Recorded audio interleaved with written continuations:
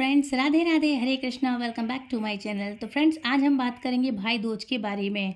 तो प्रत्येक साल कार्तिक मास के शुक्ल पक्ष की द्वितीय तिथि को भाई दूज का पर्व मनाया जाता है। इसे यम द्वितीया के नाम से भी जाना जाता है। इस पर्व को धूमधाम से मनाया जाता है। इस खास अवसर पर बहनें अपने भाई को तिलक करती हैं और भाई की लंबी आयु और सुख समृद्धि के लिए कामना करती हैं। क्या आप जानते हैं कि भाई दूज का पर्व क्यों मनाया जाता है? इसका मुहूर्त क्या है? पूजा का मुहूर्त क्या है? विधि क्या है? तो चलिए आपको सब कुछ बताऊंगी। अगर आपको नहीं पता है तो चलिए मैं बता देती हूँ। तो इस वीडियो को लास्ट तक जरूर सुनिएगा और दूसरों तक शेयर जरूर कीजिए ताकि दूसरे लोग भी इन सब चीज़ों को जान सकें।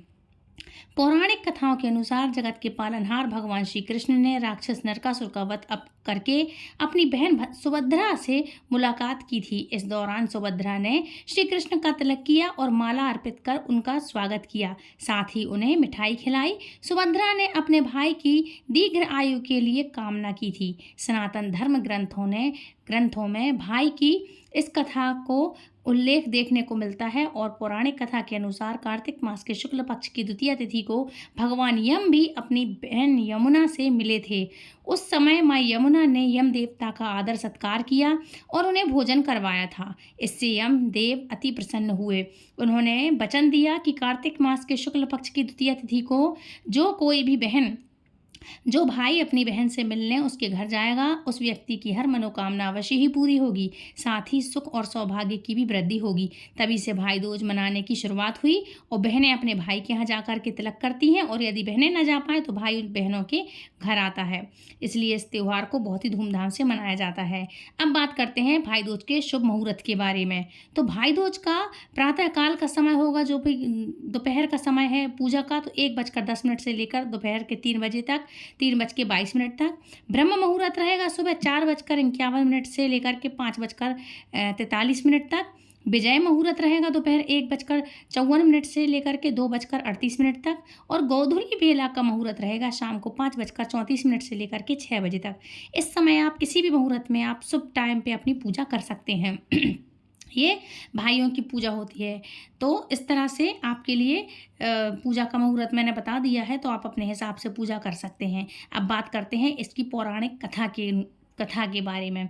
तो आप सभी को भाई दूज की ढेर सारी शुभकामनाएं। अब बात करते हैं, एक पौराणिक कथा है जो कि सत्य घटनाओं पर आधारित होती है। कथाएं तो इनकी बहुत सी हैं, लेकिन एक पौराणिक कथा है जो मैं आपको सुनाती हूँ। एक बार एक बुढ़िया माई थी जिसके 7 बेटे और एक बेटी थी। एक बेटी का विवाह हो चुका था। जब बूढ़ी माई के बेटों की शादी का नंबर आता तो फेरों के समय ही एक नाग आता और उनके बेटों को डस लेता था। बेटे की वही मंडप में ही मृत्यु हो जाती और बहू विधवा हो जाती। इस तरह बूढ़ी माई के 6 बेटे मर गए। 7वें का विवाह होना बाकी था। इस तरह अब बेटों के मर जाने के कारण दुखी होकर बूढ़ी माई रो रो कर अंधी हो गई थी। भाई दूज का पर्व आने को हुआ तो एक दिन भाई ने कहा कि मैं अपनी बहन से तिलक कराने जाऊंगा। माँ ने कहा ठीक है। उधर जब बहन को पता चला कि उसका भाई उसके घर आ रहा है तो वह बहुत खुशी हो गई। खुशी के कारण पागल होकर पड़ोसन के घर गई और पूछने लगी, बहन जब बहुत प्यारा भाई घर आए तो क्या क्या करना चाहिए, क्या क्या बनाना चाहिए? पड़ोसन उसकी खुशी को देखकर जल भुंज गई और कहने लगी, दूध से रसोई लीप ले और चावल पका लेना, चावल घी में पका लेना। पड़ोसन के कहे अनुसार ऐसा ही किया उसने। उधर भाई जब बहन के घर आ रहा था तो उसे रास्ते में एक सांप मिला। सांप उसे डसने को हुआ तो भाई कहने लगा, अरे भाई तुम मुझे क्यों डस रहे हो? सांप बोला कि मैं तुम्हारा काल हूँ और आज मुझे तुमको डसना है। भाई बोला, मेरी बहन घर पर मेरा इंतज़ार कर रही है। जब मैं तिलक करा करके वापस लौटूंगा तब तुम मुझे डस लेना। सांप ने कहा, भला आज तक कोई अपनी मृत्यु के लिए लौट कर आया है जो तुम वापस आओगे? भाई ने कहा, अगर तुम्हें यकीन नहीं है तो तुम मेरे झोले में बैठ जाओ। जब मैं अपनी बहन से तिलक करवा लूँगा तब तुम मुझे डस लेना। सांप ने ऐसा ही किया और भाई के झोले में जाकर के उधर बैठ गया। इधर भाई जब अपनी बहन के घर आ गया तो भाई बहन एक दूसरे से मिलकर बहुत खुश हुए। तब भाई बोला, बहन जल्दी से खाना दे दो, बड़ी ज़ोर से भूख लगी है। अब उसकी भोली भाली बहन भला क्या करती? तो करे तो क्या करे, अब दूध की रसोई सूखे नहीं और घी में चावल पके नहीं। भाई ने पूछा, बहन इतनी देर क्यों लग रही है, तो तुम ऐसा क्या पका रही हो, इसमें इतना समय लग रहा है। तब बहन ने बताया कि उसने ऐसे ऐसे किया है। अपने पड़ोसन वाली बात बहन ने अपने भाई को बता दी। तब सुनकर भाई बोला, अरे पगली, कहीं की कहीं घी में कहीं भी चावल पकते हैं क्या, और दूध से आंगन कौन लीपता है, रसोई लिपी है भला, अरे गोबर से रसोई को लीप और दूध में चावल पकाओ। फिर बहन ने अपने भाई के अनुसार कहे अनुसार ऐसा ही किया। खाना खाकर भाई को बहुत जोर से नींद आने लगी। इतने में ही बहन के बच्चे आ गए। बोले, मामा हमारे लिए क्या लेकर आए हो। भाई बोला, अरे मैं तो कुछ भी नहीं लाया। बच्चों ने मामा का वह झोला ले लिया, उसमें सांप बैठा हुआ था। अब जब बच्चों ने जैसे ही वह झोला खोला तो उसमें तो एक सुंदर हीरे का हार निकला। बहन ने कहा, भैया तुमने बताया नहीं कि तुम मेरे लिए इतना सुंदर हार लेकर आए हो, वो भी हीरे का। भाई बोला, जैसे हैरानी तो हुई। तब वह कहने लगा, अच्छा बहना, तुम्हें पसंद है तो तुम ही इसे ले लो, मुझे भला हार का क्या काम, मुझे हार का क्या करना। अगले दिन भाई अपनी बहन से बोला, बहन अब मुझे घर जाना है, मेरे लिए तुम खाना बनाकर रख दो। बहन ने अपने भाई के लिए लड्डू बनाकर एक डिब्बे में रख कर दे दिए। भाई कुछ दूर जाकर थक कर एक पेड़ के नीचे सो गया। उधर घर में बहन के बच्चों को जब भूख लगी तो उन्होंने माँ से कहा कि माँ खाना दे दो। माँ ने कहा, खाना बनाने में अभी देर है। तो बच्चे बोले कि जो मामा जी को बनाया था वही दे दो। तब बहन बोली कि लड्डू बनाने के लिए बाजरा पीसा था, वही बचा पड़ा हुआ है, चक्की में जाकर खा लो। जब बच्चों ने वहां जाकर देखा तो चक्की में तो बाजरे की जगह पर सांप की हड्डियां पड़ी हुई थी। यह बात उन्होंने भाग कर माँ को आकर बताई तो वह बावली सी होकर बड़ी बेचैन होकर अपने भाई के पीछे भागी। पूरे रास्ते भर वह लोगों से पूछती जाती, अरे किसी ने मेरा भाई देखा है, मेरा गैल बटोई देखा क्या, अरे किसी ने मेरे भाई को इधर से जाते हुए देखा क्या। तब एक ने बताया कि कोई लेटा तो है पेड़ के नीचे, जाओ देख लो, कहीं वहीं तो तुम्हारा भाई नहीं। अब बहन भागी भागी पेड़ के नीचे पहुंच गई। उसने अपने भाई को नींद से उठाया और पूछा, भैया कहीं तुमने मेरे लड्डू तो नहीं खा लिए। भाई बोला, यह ले तेरे लड्डू, नहीं खाए, तूने थोड़े से तो लड्डू दिए, उसके भी पीछे पीछे आ गई। बहन बोली, नहीं भाई, तुम झूठ बोल रहे हो, जरूर तुमने लड्डू खाए हैं। अब तो मैं तुम्हारे साथ चलूंगी। भाई बोला, अच्छा तू नहीं मान रही ना, तो चल। फिर चलते चलते रास्ते में बहन को प्यास लगने लगी तो उसने अपने भाई से कहा, भैया मुझे पानी पीना है। भाई बोला, अब मैं यहाँ तेरे लिए कहाँ से पानी लेकर आऊँ, देख दूर कहीं चील उड़ रही है, चली जा, शायद वहीं पर तुझे पानी मिल जाए। तब बहन वहाँ गई और पानी पीकर जब वापस लौट कर आई तो रास्ते में देखा कि एक जगह जमीन पर 6 शिलाएं गड़ी हुई हैं और एक बिना गड़ी रखी हुई थी।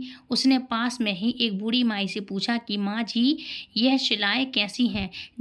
तब वह बूढ़ी माई बताने लगी कि एक बुढ़िया है, उसके 7 बेटे थे, जिसके 6 बेटे तो शादी के मंडप में ही मर चुके हैं और यह उसके नाम की शिला ही है, तो यह उनके नाम की ही शिला है, जमीन में गड़ी हुई हैं। अभी 7वें का विवाह होना बाकी है, जब उसका विवाह होगा तो वह भी मंडप में ही मर जाएगा, तब यह 7वीं शिला भी जमीन में गड़ जाएगी। बूढ़ी माई की यह बात सुनकर बहन समझ गई कि यह शिला किसी और की नहीं बल्कि उसके खुद के भाई के नाम की है। उसने बूढ़ी माई से अपने 7वें भाई को बचाने का उपाय पूछा। बूढ़ी माई ने उसे सब कुछ बतला दिया। वह अपने 7वें भाई को कैसे बचा सकती है।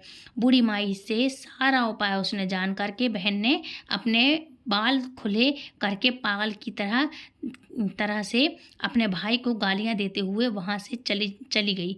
भाई के पास आकर गाली देते हुए बोलने लगी, तू तो जलेगा, कटेगा, मरेगा। भाई उसके ऐसे व्यवहार को देखकर चौंक गया, लेकिन उसे कुछ भी समझ नहीं आया। इस तरह दोनों भाई बहन माँ के घर पहुँच गए थे।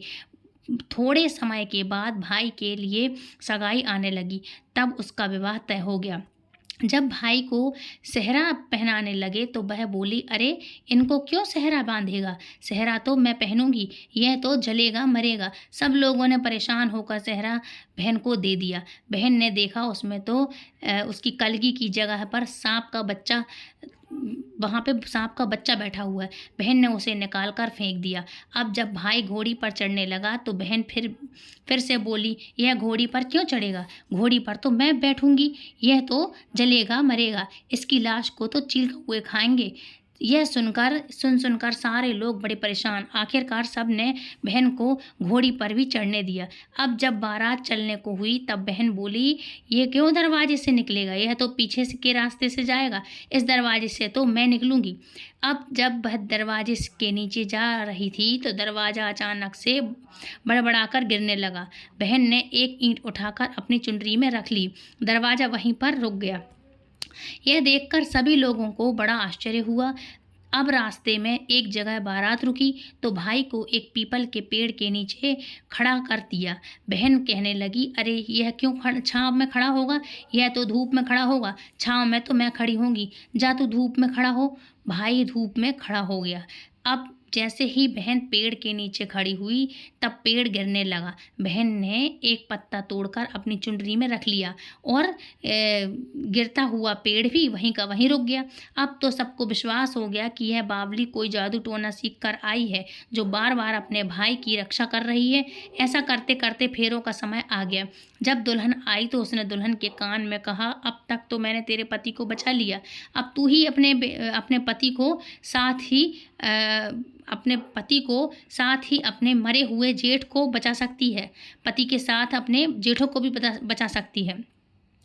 इसके बाद एक नाग आया। जैसे ही दूल्हे को डसने लगा, दुल्हन ने एक लोटा लेकर के उसमें सांप को भर के रख लिया, ऊपर से प्लेट बंद कर दिया। थोड़ी ही देर के बाद नागिन लहराती हुई लहर करती आ गई। दुल्हन से बोली, तू मेरा पति छोड़। दुल्हन बोली, पहले तू मेरा पति छोड़। नागिन बोली, ठीक है, जा, मैंने तेरे पति को छोड़ा। दुल्हन ने कहा, ऐसे नहीं, पहले 3 बार बोल। नागिन ने 3 बार बोला, फिर बोली, अच्छा ठीक है, अब तू मेरे पति को छोड़। दुल्हन बोली, एक मेरे पति से क्या होगा? हंसने बोलने के लिए जेठ भी तो होना चाहिए, एक जेठ भी छोड़। नागिन ने जेठ के भी प्राण दे दिए। फिर दुल्हन ने कहा, एक जेठ से लड़ाई हो गई तो एक और जेठ वह विदेश चला गया, तो तीसरा जेठ भी छोड़। इस तरह करके उसके दुल्हन ने अपने 6 जेठ जीवित करा लिए। उधर घर पर रो रो कर बूढ़ी माई का बुरा हाल था। वह घर पर बैठकर रोती जाती और सोचती जाती कि अब तो मेरा 7वां बेटा भी बाकी बेटों की तरह मर जाएगा। गांव वालों ने तभी उसे बताया कि उसके तो 7 बेटा और बहुएं भी साथ में चली आ रही हैं और बारात भी आ रही है दुल्हन को लेकर। तो बूढ़ी माई बोली, अगर यह बात सच हो तो मेरी आंखों की रोशनी वापस आ जाए और मेरे सीने से दूध की धार बहने लगे। ऐसा ही हुआ। अपने सारे बहू बेटों को देखकर बूढ़ी माई तो बहुत खुश हो गई और फिर वह बोली, ये सब तो मेरी बावली का ही किया हुआ है। कहाँ है मेरी बेटी? अब सब बहन को ढूंढने लगे। देखा तो वह सूखे भूसे की कोठरी में सो रही थी। जब उसे पता चला कि उसका भाई सही सलामत है, यह सुनकर वह अपने घर को चलने लगी। उसके पीछे पीछे सारी लक्ष्मी भी जाने लगी। बूढ़ी माई ने कहा, बेटी पीछे मुड़ के तो देख, तू तो सारी लक्ष्मी ले जाएगी, तू मेरी सारी लक्ष्मी ले जाएगी। तो बहन ने कहा, तेरे भाई भाभी उसकी माँ ने कहा, तेरे भाई भाभी क्या खाएंगे? जब बहन ने पीछे मुड़ करके देखा तो कहा, जो माँ ने अपने हाथों से दिया वह मेरे साथ चल, बाद बाकी का भाई और भाभी के पास रहे। इस तरह एक बहन ने अपने भाई की रक्षा की। और भाई दूज के संबंध में एक और अन्य कथा इस प्रकार है कि सूर्यदेव की पत्नी संज्ञा से 2 संतानें थीं। एक पुत्र यम और दूसरी पुत्री यमुना। संज्ञा सूर्य का तेज सहन न करने के कारण अपनी छाया मूर्ति का निर्माण करके उन्हें ही अपने पुत्र पुत्री को सौंपकर वहां से चली गईं।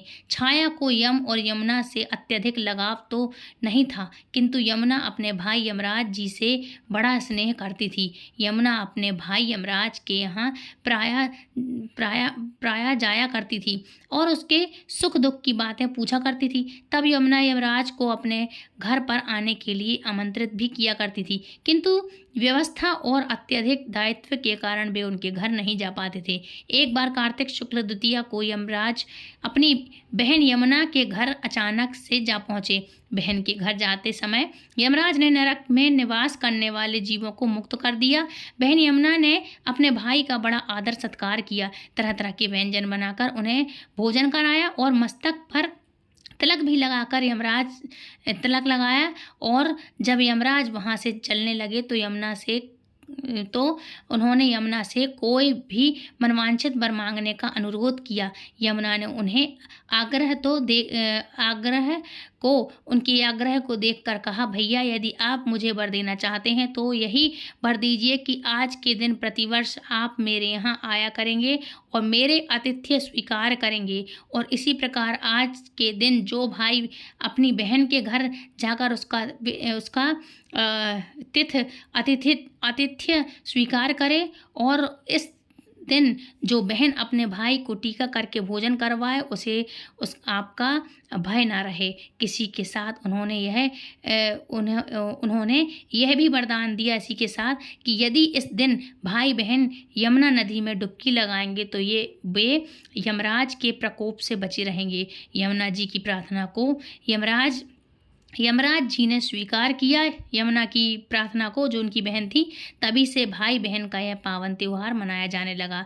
दोस्तों, त्यौहार का मुख्य उद्देश्य भाई बहन की मत संभावना, एक दूसरे के प्रति निष्कपट प्रेम और प्रोत्साहन करना है। भैया दूज के दिन ही 5 दिनों तक का चलने वाला ये दिवाली का महापर्व समापन भी हो जाता है। और जिन लोगों की खुद की सगी बहन ना हो तो अपनी मेमोरी फुटेज या जो भी है आप मेरे को कमेंट करके ज़रूर भेजिएगा। तो और आप अपनी भी किसी भी बहन को, या कोई नहीं है तो आपकी राधा रानी है, राधा रानी को आप बहन मान सकते हैं, तो उनके लिए भी आप कर सकते हैं। इस तरह से मंदिर जाके टीका करवा सकते हैं और आप उनको टीका लगा सकते हैं, मिठाई प्रसाद ले जा सकते हैं। और यदि आपकी सगी बहन ना हो तो प्लीज़ मुझे कमेंट ज़रूर कीजिएगा, आप अपनी फ़ोटो ज़रूर से भेजिएगा। मेरी शुभकामनाएं सदा आपके साथ रहेंगी। तो फ्रेंड्स, ये थी आज की वीडियो। आई होप आज की वीडियो आपको पसंद आई होगी। यदि पसंद आई तो प्लीज़ वीडियो को लाइक शेयर कमेंट करें, चैनल सब्सक्राइब करें, बेल आइकन को ऑल पे प्रेस कर लेना ताकि हर वीडियो आपके पास सबसे पहले पहुंचे। और फ्रेंड्स, मिलती हूँ नेक्स्ट वीडियो में। और यदि आपको ये कथा पसंद आई है तो प्लीज़ हमें दक्षिणा के रूप में यदि आप भेंट करना चाहते हैं तो आप अपने मन मुताबिक सुपर थैंक्स का बटन नीचे दिया गया है, थैंक्स का बटन अवेलेबल है, तो आप थैंक्स का बटन दबा करके हमें दक्षिणा प्रदान कर सकते हैं इस कथा के उपलक्ष्य में। मिलती हूँ नेक्स्ट वीडियो में, तब तक के लिए राधे राधे, हरे कृष्णा, हरि बोल, हैप्पी भाई दूज वंस अगेन, हरे कृष्णा।